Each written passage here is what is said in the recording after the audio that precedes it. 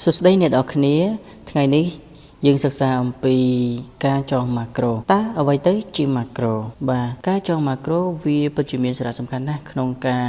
វាយអត្ថបទមិនថាជាភាសាខ្មែរឬក៏ភាសាបរទេសនោះទេលើសពីនេះទៅទៀតវាមានលក្ខណៈងាយស្រួលក្នុងការបដូរប្រភេទពុម្ពអក្សរ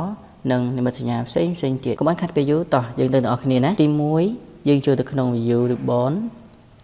macro record macro បាទ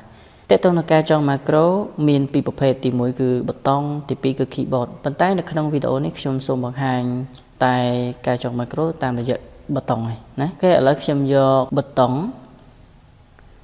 បាទបន្ទាប់មកយើង click normal new macro 7 add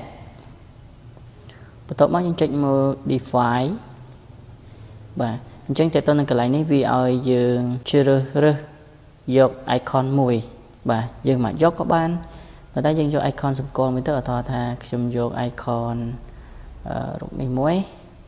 បាទហើយត្រង់កន្លែង display name ហ្នឹងយើងអាចដាក់ឈ្មោះសម្គាល់ font បានណាឧទាហរណ៍ខ្ញុំដាក់ឈ្មោះខ្មែរ OS បាត់ដំបងណាបន្ទាប់មកខ្ញុំចុច OK តើមកចុច OK ឥឡូវខ្ញុំចូលមក Home Ribbon ខ្ញុំយកឈ្មោះពុម្ពអក្សរមួយគឺខ្មែរ OS បាត់ដំបងអូខេខ្ញុំយក12ហ្នឹងចុះណាបន្ទាប់មកទៀតខ្ញុំចូល View Macro Stop Recording មានន័យថាយើងបញ្ចប់នៃការចង Macro ឥឡូវខ្ញុំតេស្តខ្ញុំចូលទៅ Home ខ្ញុំដូរ font ផ្សេងសិន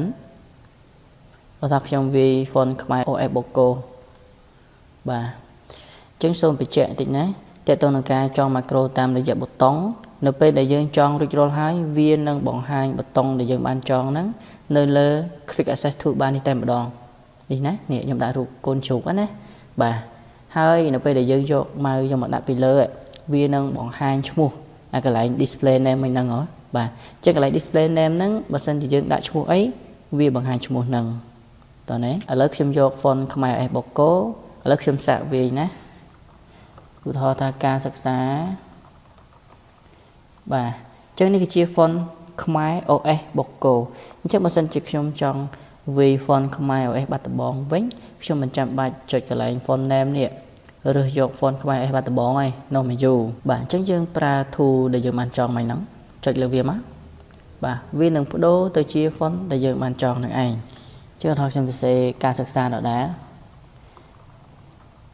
តើណែជាចុងក្រោយសូមអរគុណសម្រាប់ការតាមដានរបស់អ្នកទាំងអស់គ្នាជួបគ្នានៅវីដេអូបន្ទាប់អរគុណ